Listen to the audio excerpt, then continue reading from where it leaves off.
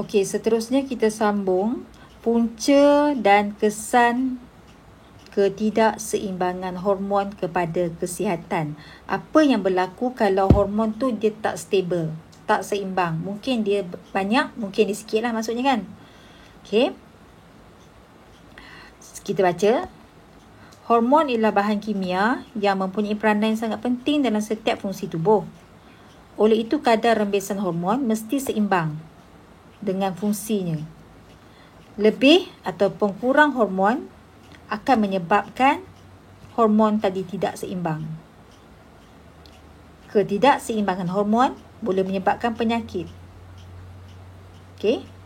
Ketidakseimbangan hormon terjadi, punca dia mungkin kerana gaya hidup ataupun pemakanan yang tidak sihat ataupun kita terdedah kepada sinaran berbahaya.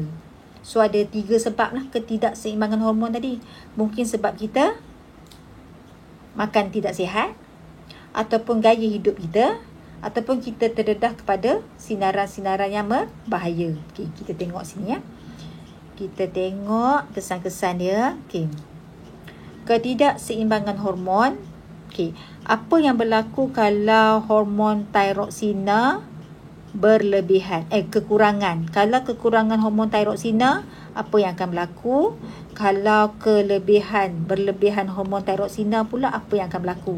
Jadi untuk ni, awak buat macam ni. Di sini kita highlightkan kepada beberapa hormon saja. Kita ikut buku teks ya. Kita nak highlight pada hormon tiroksina, hormon testosteron, hormon pertumbuhan dan insulin. Yang tu saja. Okey. So kalau berlebihan, apa yang berlaku? So awak kena tulislah kat sini. Kalau berkurangan, apa yang akan berlaku? Testosteron pun sama. Awak je salin saja. Okey. Salin kat sini. Salin. Cuma kita organisekan dia dalam bentuk kotak ataupun jadual supaya lebih senang kita lihat. Okey. Kita akan tengok satu-satu. Patah balik pula. Hormon tiroksina. Kalau berlebihan, kita tengok yang kekurangan dulu. Kadar metabolisme rendah, seseorang tu tak tahan sejuk.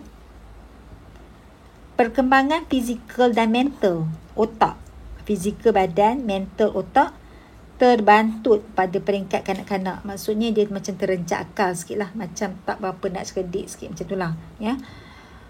Kurang, kalau berlaku pada orang dewasa, mungkin dia kurang tenaga, dia akan cepat letih, cenderung untuk menjadi gemuk.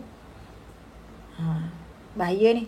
Dan juga penyakit goiter. Ni penyakit goiter ni. Inilah penyakit goiter. Kita biasa tengok kan.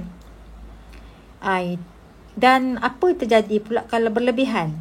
Berlebihan, kadar metabolisme menjadi tinggi, berpeluh dan sentiasa rasa panas, sukar tidur dan kuat selera makan. Ini walaupun dia kuat selera makan, tapi dia cenderung menjadi kurus. Kuat makan tapi kurus.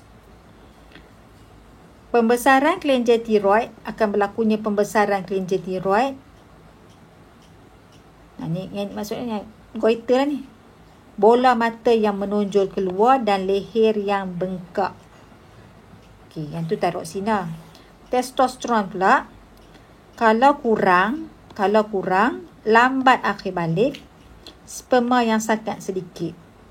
Kalau testosteron tu berlebihan, wanita pun ada mengeluarkan testosteron juga, tapi dalam kuantiti yang sangat sedikit, tapi ada. Jadi kalau lebih pada wanita, kalau testosteron tu berlebihan pada wanita, boleh menyebabkan sifat kelelakian pada wanita tadi. Okey. Ini estrogen pula. Perkembangan ciri-ciri seks sekunder perempuan akan terjejas kalau kurang. Okey. Mungkin payudaranya tak berkembang. Contohnya lah. Hormon estrogen yang berlebihan menyebabkan sifat keperempuanan pada lelaki. Lelaki pun ada hormon estrogen juga, tapi tak banyak, sangat sedikit. Tapi kalau lelaki tu lebih dia punya hormon estrogen dia, boleh menyebabkan sifat perempuan pada dia. Mungkin dia cenderung nak jadi perempuan. Okey. Seterusnya, kekurangan hormon tiroksina. Yang ni kita dah bincang tadi kan, thyroxina ni kan. Yang ni pun dah bincang. Satu lagi kita lupa. Kekurangan hormon progesteron. Tambah lagi satu hormon lah. Kat dalam kotak tadi tak berbuah progesteron kan. Kita tambah lagi satu, iaitu progesteron.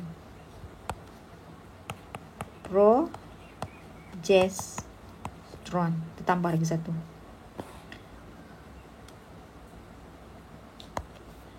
Kekurangan hormon progesteron menyebabkan masalah haid,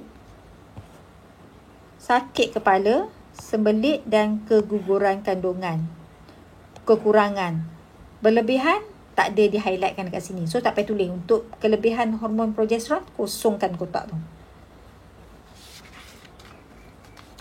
Okey. Itu saja untuk ketidakseimbangan hormon. Sedikit saja ya. Okey, kita berhenti kat sini dulu.